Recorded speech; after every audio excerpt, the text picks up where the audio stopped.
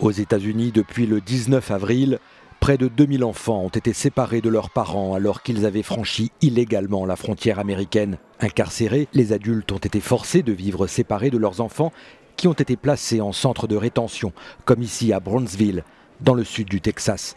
Âgés de 10 à 17 ans, la plupart de ces enfants ont traversé la frontière sans leurs parents et attendent désormais que la justice américaine décide de leur sort. La séparation des familles a été justifiée par le ministre de la Justice de Donald Trump au nom de la tolérance zéro en matière d'immigration illégale.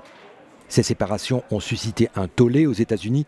Une jeune mère de famille a récemment raconté à la presse avoir été séparée de son bébé alors qu'elle l'allaitait.